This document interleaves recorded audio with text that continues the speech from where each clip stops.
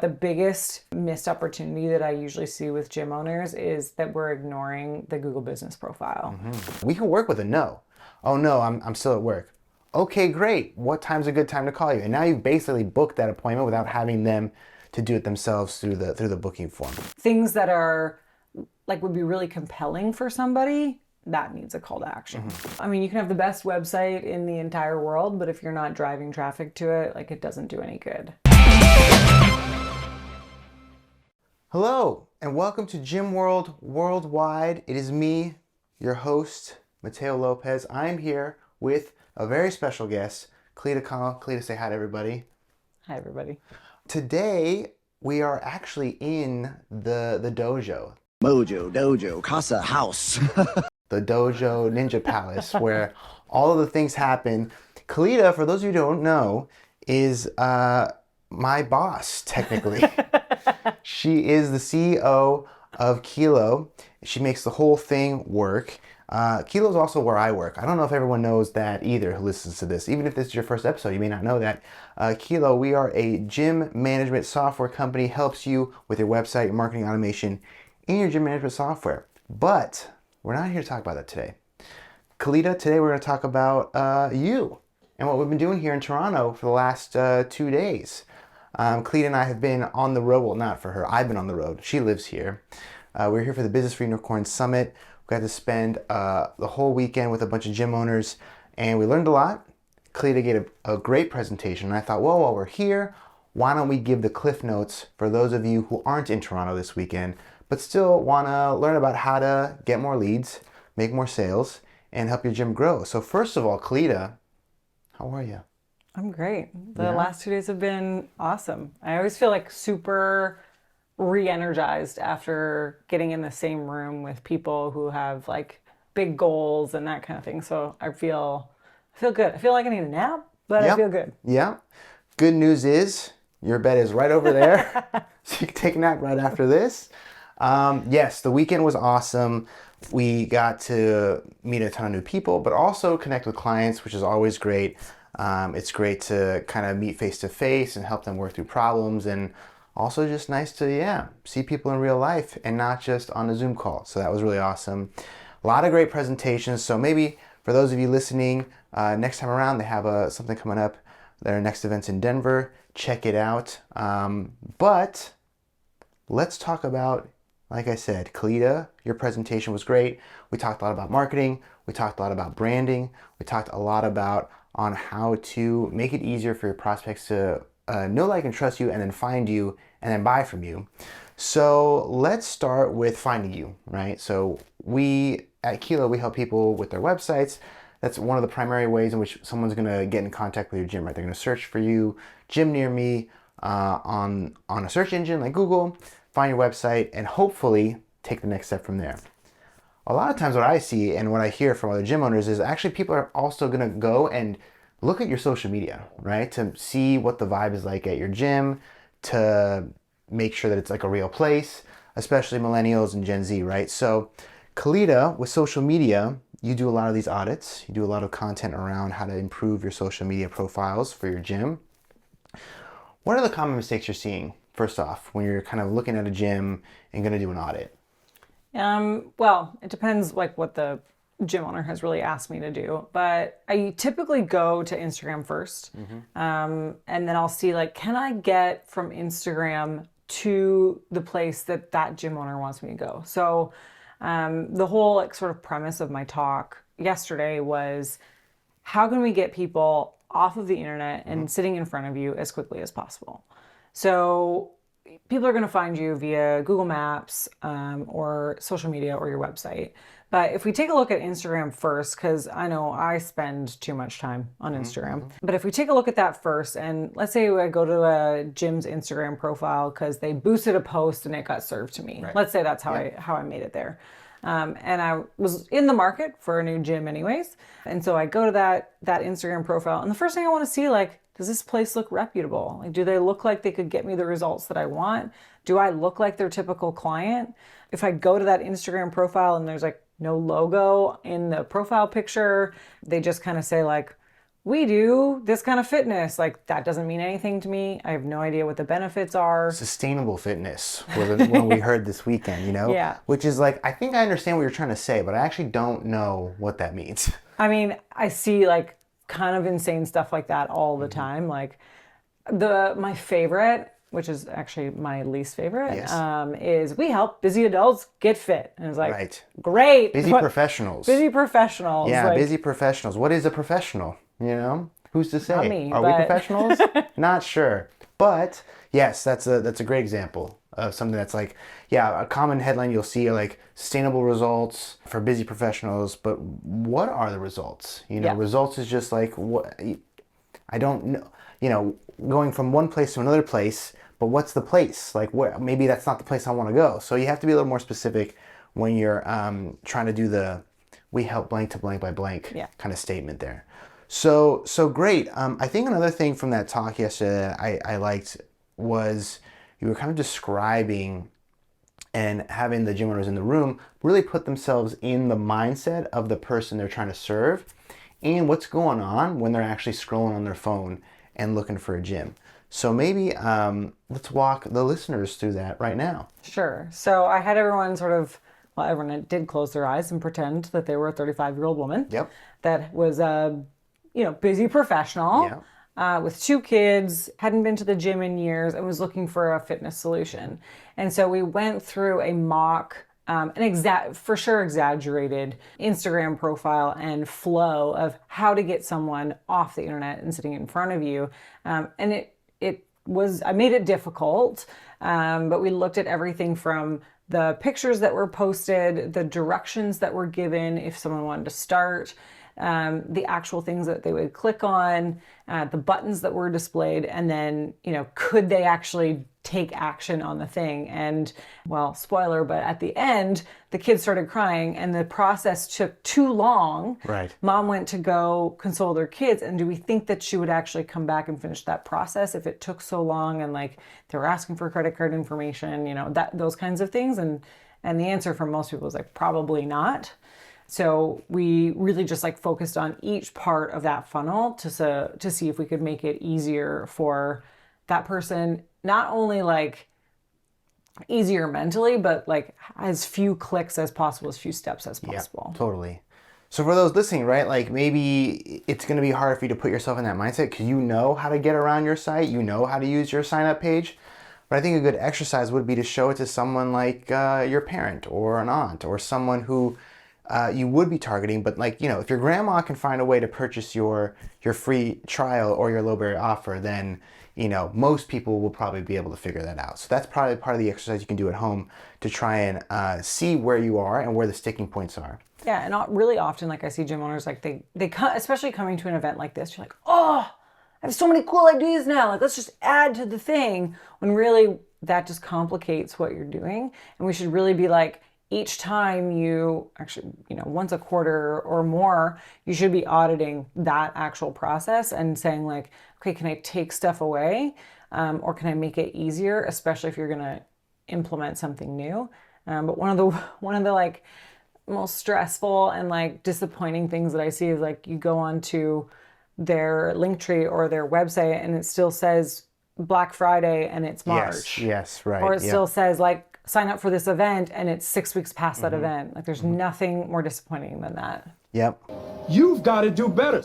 Or gym owners will still have like, Christmas post Instagram stuff like in there, like the third thing on the feed. So yes, you got to update your stuff. So let's talk about that some more. Let's talk more about the posts themselves. So so when you find someone's social media, when you're on someone's Instagram, what are some of the things you're seeing in the posts that might be either confusing the prospect or really not serving them and helping them navigate if this gym is for them and how to take the next step?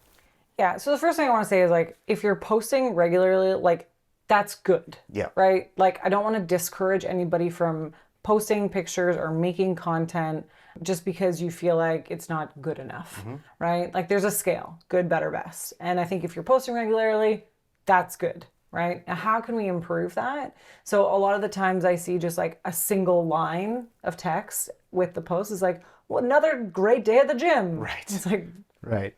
cool. Or killer workout. Yeah. So proud Look of at these, this person. Look at these people doing this thing. Yeah. That means nothing, Yep. right? Now, I mean, if they're like really hot people or extremely Yeah, good looking, for maybe sure. that's like a different Yep. thing that we're Yep. talking about. But Yep. yeah, like if it's a single line with no call to action, no description, nothing, like it's very blah, and people are. It's Keeler said it yesterday. He's like, if it's not stopping the thumb scroll, like we're not doing anything. So we need to be a little bit more descriptive, and then we need to give direction. So the thing I love to see most is like client stories. Like, hey, look at Diane. She did this thing. She's been with us for this long and she accomplished this goal. Like, it's amazing to see that. And then at the very bottom of that, if you are not putting a call to action, we're just completely missing the point. Because those stories are so powerful. And if that is your target audience, that is like somebody that you want to serve more of, if somebody reads that post, they're like, holy shit, I want to be like Diane. There should be direction. So DM me X to do this, Right. or go to the link in bio to Yeah. do whatever you want them to do. DM Sweat for a free sweat thing. Or, yeah, go to link in bio to download your free pass to whatever. So you can be just like Diane. So a question I had actually was like, okay, yeah, so if there's like a post that doesn't have like a lot going on in the description, or there's no kind of like story behind why you're even posting that thing. Let's say that we do go back and we start posting some pictures and we start posting some stories and we want to be like Diane, click here to find out more, yada, yada. How often should our posts have that same call to action? Where's the like balance of like, here's a post of like an event we got, here's a post of a member testimonial, and then here's a post with a call to action? Or should every single one have like, go to link in bio, go to link in bio? Yeah, I think it could get a little spammy if you're doing link in bio in every post. But I would say like at least 1 in 3. Yeah. That's a rule I made up. I don't know if that's like a real thing or not, but Science. yeah. Like if I'm scrolling through and I just think of like, hey, user experience and like how people typically interact with Instagram, they'll probably go and click on a few posts. And if they click on a couple of them, then there should be at least one call to action in whatever they're doing, right? Like if you're doing an internal event that you just want to like post a picture of, like that's great, do that because it shows community and that kind of thing. But like to put a call to action on an internal event Right. picture that has already passed probably doesn't make a lot of sense. But things that are like would be really compelling for somebody, that needs a call to action. Okay, so a gym owner might be listening to this, they're looking at their social media, they're saying, okay, yeah, maybe mine matches the description of something that we were saying, maybe you should improve it a little bit. Like maybe the posts are kind of like scattered in terms of like the theme, or, the descriptions are kind of lacking. Let's say we go in and we want to fix things. I think something that I noticed yesterday was I was looking at some of these gym owners' profiles, and the content itself was actually pretty good. Some of the videos, like there's kind of funny videos, but there's still no polish in terms of when you're just looking at it on the feed. And so something I think that people could do also that might be basic for some, but for some people, might be helpful, is like you can actually change the thumbnail of some of these videos to make it match the overall theme and aesthetic of that you're trying to do for your feed. So I think that's something that some gym owners forget that they can do, and it can go a long way, right? And you can do that like for all of the posts that you've already made. Exactly. Right? You can clean them up. Like take a screenshot, throw it into Canva and put a little like nice cohesive title that matches your fonts and colors. And then, do that for, you don't have to do it for all of them, that'd be insane, but like maybe the last 12 posts and just like kind of make it look a little bit more cohesive, because like first impressions matter, unfortunately.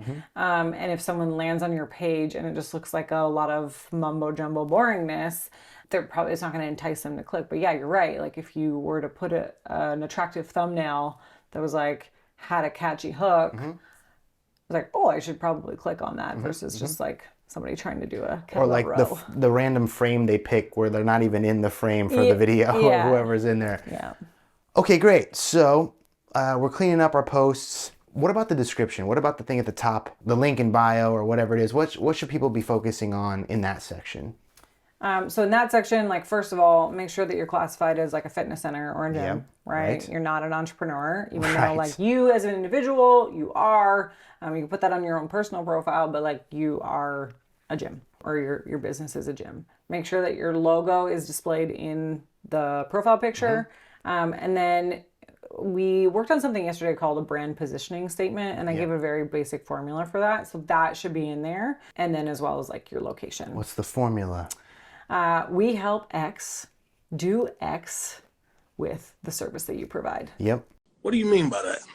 So we help women under 40 perform at a high level with women's only sports performance training. Something like that, right? Or there was one you wrote, the dad's one, the superhero. Yeah, we help dads in Toronto look like superheroes for their kids. There you go. Love it. So it doesn't have to be that exact formula, but that's a great place to start.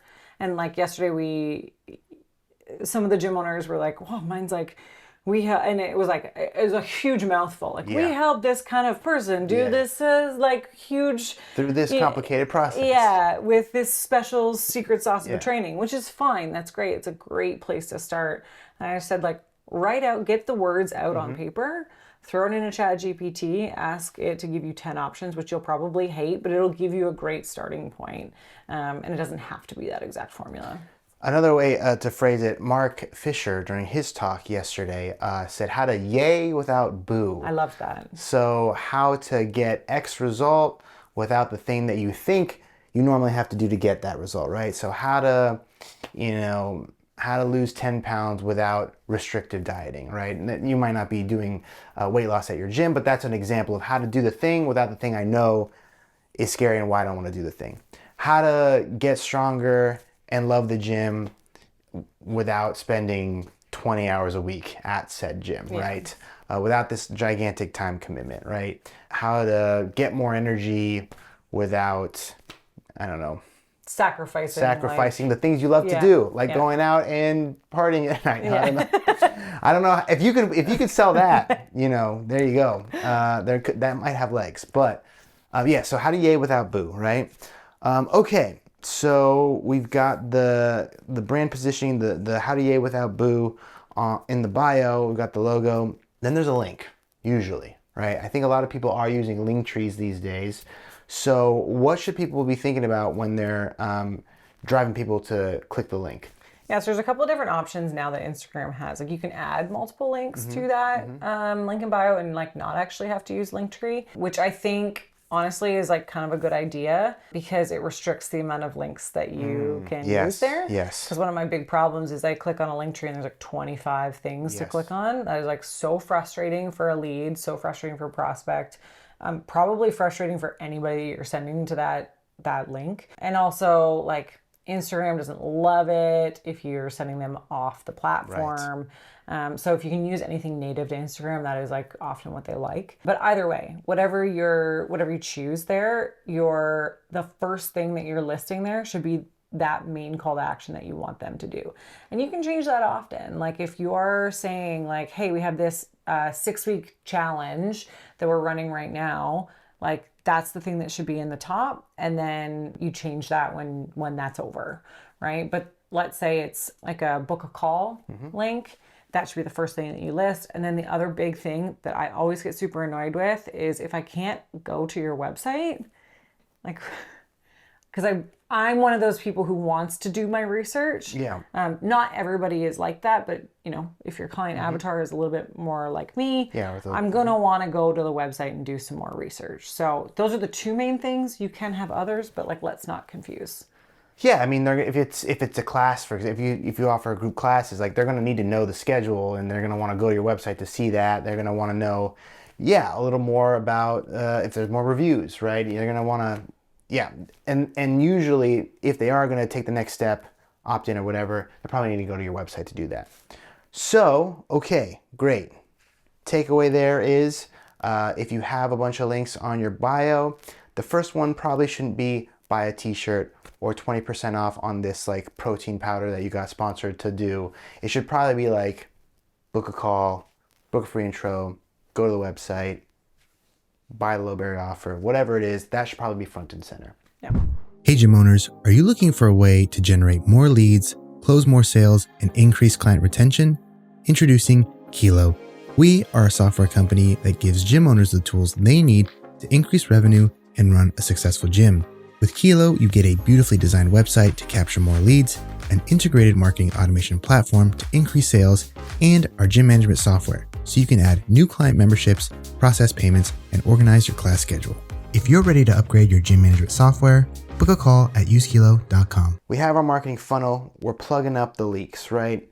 We're losing prospects because our posts are not clear about who we serve. So we're cleaning that up and we're telling them to go to the bio. All right, so now once we go to the link in bio, we're also making it very clear what to do next. So we're not losing people with the choice fatigue, right? If there's a bunch of links and I have to choose between them, you're gonna lose people there. So now, all right, go to the website, book a call, book an appointment. We're doing that piece. Where else are people falling off in the process? Where else are gym owners losing prospects? So on the website itself, typically, like if I'm auditing a non-Kilo website, what I see is there's either no call to action or 18 different calls to action. Right. So there's like kind of no in between. It's sort of click here crazy. for the WAD, click here for the chat bot, click here to download this. Then there's a pop-up that comes up. Then it's book an appointment. Then it's book a call. But like in the same vein as what we were talking about on Instagram in terms of like the photos. So you want to have like your client avatar easily displayed through photos on your website.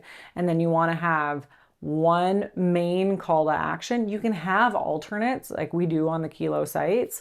We have like a pricing form and we have, or a pricing inquiry, and we have, I think, a lead magnet as well. But generally there is one main call to action because like if that's the thing that we want them to do, like let's be really transparent and really obvious about the thing that we want them to do. So big button, big red button that says do the thing. So free trial, sign up here, whatever it is. And then it's so important to have lead capture. So we don't want to direct people straight to the calendar or the purchase link or whatever. Because what's going to happen is people will click on that, they'll get to the calendar or the purchase link and they'll chicken out. Or they won't find an appointment that suits them and then they give up. Right? Because it's easy, right? It's easy to give up. It's really easy to be like, oh, that's like $1 too expensive for me. So if we like miss their expectations in any way, if we didn't capture their lead information, you've lost them. Right. And there's still a chance if they at least opt in, you know, they were semi-interested at some point in that process, you can then follow up and try and get them to book or try and get them to take the next step, coming for a consultation or a. And then you can understand if like your website is converting properly, like, you know, of all the traffic that's hitting the website, like, oh man, why isn't anybody converting? Well, you're not giving them an option to convert, right? So there are kind of a couple ways people usually try and get prospects into their gym, right? There's either some kind of low barrier offer or purchase or like a trial, or they want people to actually book some kind of appointment, whether it's a sales call or an in-person sales consultation. We'll call it different things like a free intro, no sweat intro, a consultation, whatever. But that is what it is, right? You're trying to get them to come in, do some discovery, and try and get them to take the next step. So how can people improve their bookings? So what we've seen at Kilo is by implementing appointment booking after they fill in that form, that gyms can see 172% increase in appointment bookings. So, I mean, if you're only getting one appointment booked per month and now you get 3, like that's great. Or if you're getting 5 and you like double that, like that's wonderful, right? You don't necessarily have to have an appointment booking. I would recommend it, whether you do like the call or whatever. Now, if you don't, that's fine. If you want to send them to a direct sign up link, that's fine.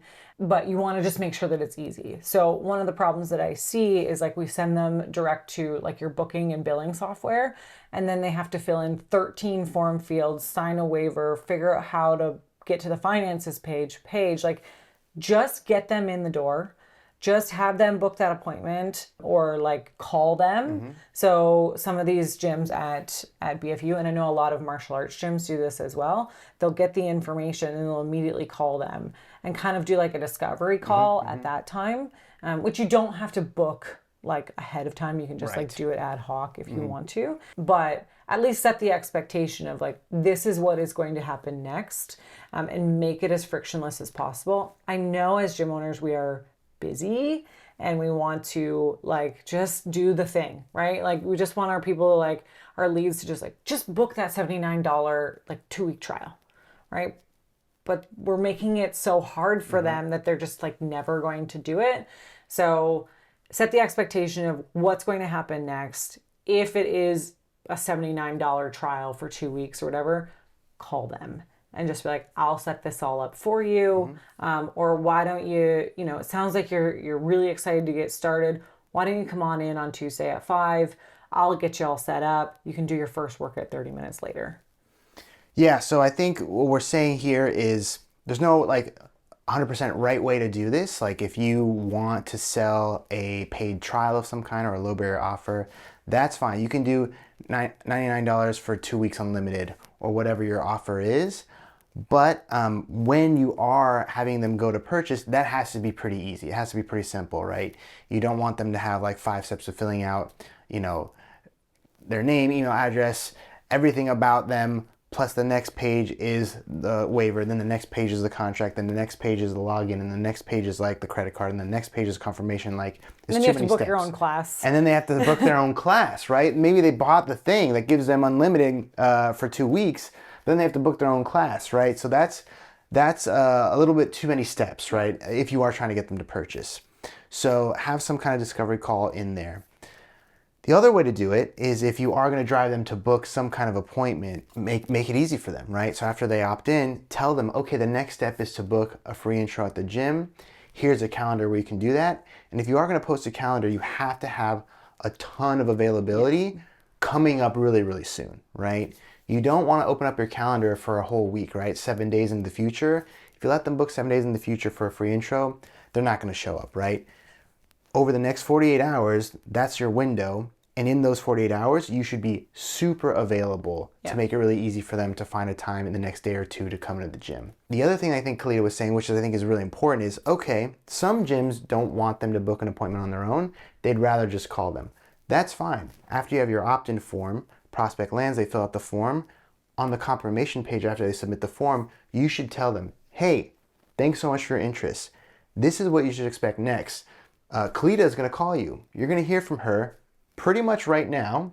So be on the lookout for her call. She's going to tell you about our program and help you get set up. Can't wait to see you. And that way, at least they know, oh, someone's about to call me.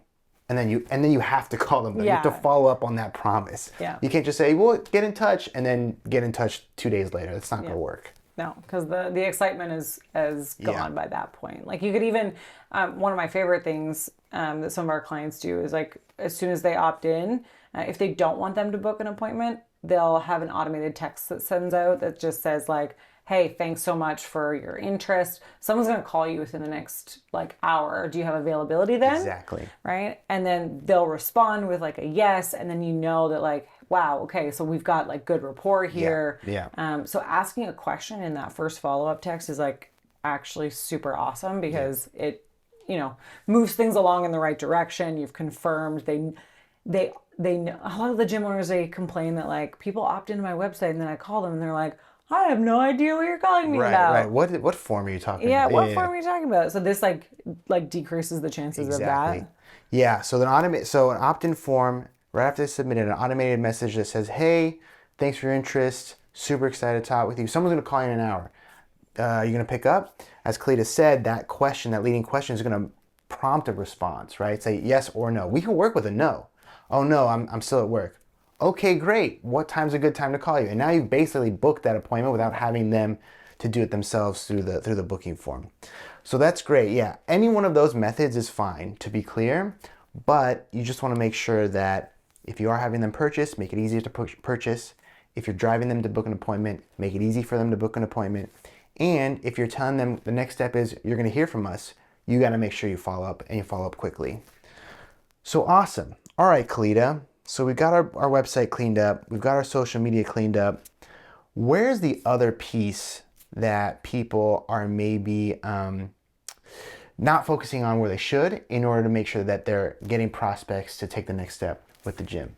Yeah, well, I mean, you can have the best website in the entire world, but if you're not driving traffic to it, like it doesn't do any good. So it needs to be linked to all of the places that you where your audience hangs out. So if your audience hangs out on Facebook, like you can take the same kind of things that we talked about with Instagram and apply them to Facebook. If your audience is on TikTok, like I don't know have how a to lot use of it. We don't know how to experience use there, it.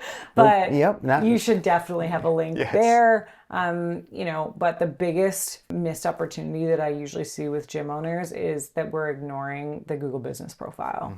And it is one of the most important tools that you should be using in terms of SEO that exists, because Google is the largest search platform.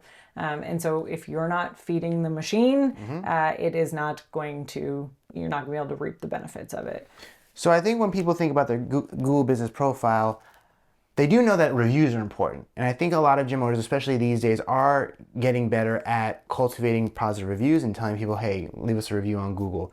That is huge, right? You want to have a lot of positive reviews. At a certain point, if you have 100 5-star reviews and then you get to like 125, there's not a big difference there. What is important is that you have more than your closest competitor. Yep. As long as you have the most positive reviews of the gyms in town, you're gonna win in that kind of section, I should say. So, but besides the reviews though, I think where other people are kind of missing some things is like the photos and the posts, right? Yeah. So just like kind of backing up to the Google reviews, like when I had my gym, like I barely collected Google reviews. And now I see almost every gym owner doing it, which is amazing. Yeah, it's great. So like same thing as we were talking about earlier, like, hey, if you're making posts on Instagram, amazing. How can we go from good to better? And there's a few ways that you can get to better, and then there's a couple of ways you can get to best. So to get to better, like you reply to all of those reviews on a regular basis. Yep. And those reviews are coming in on a regular basis. So you don't want to like send out 100 review requests once a year, get 50, and then not touch it for the rest of the year. So it has to be regular, right? It's just like the same thing with all of the rest of the platforms. It's like we have to do it regularly. The next thing is the photos. So you want to be posting a photo of either like the interior of the gym, some client photos, people working out. And I know this sounds like a lot, but like once a week. Yeah. If you can't do once a week, do once a month, but it has to be on a regular basis. I think you made a great point there. Like some people will do like a big review drive and then say, okay, I'm done. I got 50 positive 5-star reviews. But I know at least when I'm looking at businesses like restaurants, for example, like You want to know the most recent? I want the most recent, right? I'll look and say, oh, this restaurant used to have a lot of 5-star reviews, but the last year it's been, 3-star or 2-star, whatever. So something's going on there. That tells a story, right? And if, you do have 1 out of 50 reviews, maybe in like a 3 or 2, like someone just didn't have a great time at your gym, and that's the most recent one, again, that's going to tell a story. So you want to be consistent when you're cultivating those reviews. And when you are asking for reviews, this is a little bit trickier, but if you can, when you're, if you have a client that you have great rapport with, they're like, yeah, I'm gonna write a review, you can tell them like, hey, can you mention the town name in the review, or mention the service that you're using, right? Or like the results that you're getting. Or the results, right? So it's like if they're in your personal training program, tell them, hey, I'm signed up at the personal training program at Kaleda's gym in Toronto, and I had great results. They're great people, coaching's amazing. Like if you can insert those keywords or have them insert those keywords in the reviews, that's going to help you boost your ranking in the Google search. So yeah, the really fun thing is like right above those Google reviews, there's actually like those keywords. You can click on those. So let's say this gym is like really well known for athletic training, and like they are super niche. So let's say they have like batting cages and whatever, and someone's batting average increased. If all of the review or many of the reviews, like let's say like I think it's like 4 or more of the reviews mention batting average increase, that will actually come up as a keyword. You can click on it and then you can read all of the reviews that mention that thing. Yeah, so it's not just the amount of reviews, it's also what's in the reviews, right? So yeah, next time you're asking a member for, hey, if you're loving the gym so far, like give us a review, try and steer them in that direction. So I think that's great. And then the thing about the photos that you mentioned too, you want to have, professional looking photos of your gym. give people a sense of what it looks like on the inside, and give people a sense of what it looks like on the outside too, because people are gonna, if they look up directions, if you can have a picture of the outside with some landmarks, that'll help them and make it easier to find you, right? Yeah, but not too many. We looked at one gym yesterday, and all it was pictures of the outside. Certainly not all the pictures. One or two for sure. It was beautiful. Yes. The building looked really nice. I was like, oh, I kind of want to visit that 'cause it like looks aesthetically pleasing, but I don't know what's in it. So yeah, right. So yeah, a few of them for sure, but yeah, it shouldn't be every picture of the outside. You offered people who attended the talk a photo guide that people can hand to their photographers next time they're going to do a photo shoot at the gym with some members or even of the gym itself. What are some things in there that the gym owners can take away and help get some better photos taken? I think the main thing, like, and we can put a link to this. Sure can. This Link in guide bio. if anybody wants it. But basically, like, okay, don't just invite someone in and just be like, take pictures, right? So like, have a shot list and have things that you want them to take pictures of. So you probably want a picture of some of your equipment, like maybe with like a hand using it or something. So nice up close focused photos. And then the other thing is like, don't do big group photos. Like you could do one or two and that's great to have on like a Google Business Profile or maybe in a blog post. But like for your website or for Google Business Profile, you typically want like pictures of smiling faces because that helps personalize the experience for people. If it's too far away and you can't see like someone's eyeballs, then it depersonalizes the experience of wherever you're posting it. And like, they are just like super aesthetically pleasing when, you know, you've got like someone in focus and the background's like out of focus. I'm not a photographer. I don't know the terms, but depth of field is what we're talking about. Yes. yeah, Cool. Yeah. So just like, just hire a professional. Don't do iPhone photos are fine. Like generally they are fine. Especially if you've got like a newer iPhone that you can do some of these like aperture settings and that kind of thing on them. But just hire a professional and it makes it a lot easier. Give them the shot list that like the sample shot list that we have it staged, make sure everyone's wearing your shirt. So like the brand looks super cohesive. But there's more in the guide. Yeah. Sweet. Well, click the link in bio for the guide. Okay. I think the other thing that people are missing when it comes to Google Business Profile is there is a posting feature. And while it's not as, I think it's not as like always as top of mind for us or for the gym owners because like you have, it only lasts like 2 weeks, I'm pretty sure. Yeah, like something like that. it's like a time sensitive post. Sometimes it might make more sense for like an event or a limited time offer, but you can repurpose things that you're already posting for your newsletter or for your social media. You can just like tweak it a little bit and add it as a post for your Google Business Profile. Again, the more that you use that tool, the more Google will bless you with the ranking gifts that you want in the search. So the posting feature, don't neglect it. There's also products Yes, that your people products. don't typically do either. Now, if you don't want to put prices on that stuff, like you don't have to, like you can put a range, I think, but you should have your products on there. I know it's like kind of annoying to go in there and if you make updates to your products and then you have to update that, but paying attention to your Google Business Profile once a week. So I typically say like, okay, so make one post a week. If you can do it on like the best scale, so one post a week, get one review a week, post one photo a week, update your hours because you will get like a little sort of like badge that says like hours have been updated recently because, you know, sometimes it's a holiday coming up and you look at the place and you don't know if you're more likely to go to the place that has hours updated recently. And yeah, so just like once a week, pay attention to that Google Business Profile, feed the machine. Feed the machine. Yeah. We gotta feed the machine. Yeah, and if your hours, you know, say we're open, you know, 6 a.m. to 10 p.m., like, are you really? Like, you gotta make sure that you actually are, because if someone calls and like no one picks up, you know, Google doesn't like that either. They call through the Google call button. Yeah. If you are actually open, make sure someone's there to pick up the phone for Google. The other thing I should mention too is make sure that everything matches your, like the rest of your business. So what we're seeing recently, especially in CrossFit, is people doing quite a lot of rebranding. Right or wrong, that's what they're doing.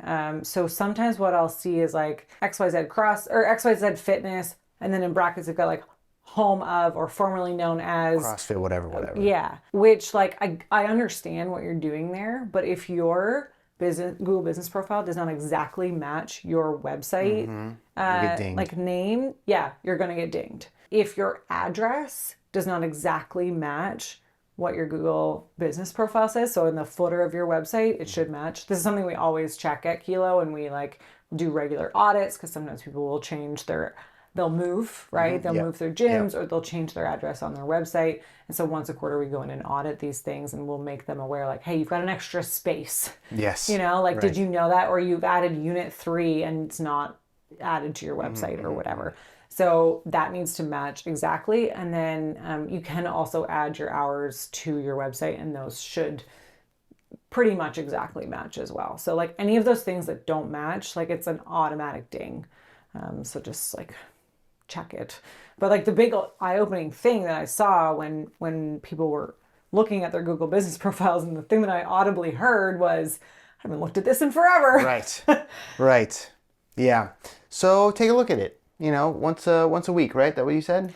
Post, like, do stuff on it once a week. A lot of this stuff you can do right through like our Gym Lead Machine software. So you can like schedule posts from your Gym Lead Machine software to your Google Business Profile. Some of this other stuff you will have to log in to Google Business Profile and do that automatic, or do that Through their through the dashboard. dashboard. But yeah, like audit it at least once a quarter, but add to it in terms of content once a week if you can. If you can't do it once a week, I totally understand. Try for once a month. Well, with that, gym owners, I think we can wrap things up. Any parting words, Kaleda, or perhaps any other things you noticed when you were talking with gym owners this weekend, or looking at their social media, or just chatting with them? Any other things you noticed that people are doing that you think you could help them with, we could help them with? I think just like a lot of people were surprised at how hard they actually made it unintentionally. Yeah. For people to find them, opt in, take the next step. Yeah, like, you know, we'll look at that flow and they're like, I didn't realize that I had 18 clicks to get from point A to point B where I wanted them to get. Right. We talked about the 2-click rule, and like, you know, Amazon's like 2 clicks or less to buy, right? But we're not Amazon. We're not trying to be Amazon. But like, if we can reduce 18 to 5. Yep, that's big. Yeah. So by reducing the amount of clicks or by reducing the amount of form fields, I think there's a statistic out there that says like for each form field that someone has to fill out, it reduces the likelihood of them filling it out by like 33% or something. So what Kaleda means, there's like first name, last name, and email, and phone, and medical history, and gender, and alternate phone, and office, and work. Like, those are all Emergency form fields. contact. Yeah, those are all form fields that if you can reduce, at least early on, right, when you're just trying to get them to take the next step, that'll be huge for your conversion. So like if we can just like reduce the friction, and a lot of the times like we can't see the forest for the trees, right? So I think the really helpful thing was we did this in partners, right? And so I said like, you audit theirs, they audit yours, and we'll help each other do this. I always used to give like my landing pages or my website or my Instagram to my mom. And if she could tell what I was doing, because like how many moms know what their kids actually do for work? Right. So if she could tell what I was doing and how I was like if she could follow the flow, I was like, okay, I'm on the right track. So I think it's super helpful to give your assets to somebody else who doesn't use your service, and get them to ask you strategic questions about what is going on here. So that's my big takeaway, is like, look at it, give it to somebody else to look at, make sure that they can follow it. If they can't, like, let's reduce the friction.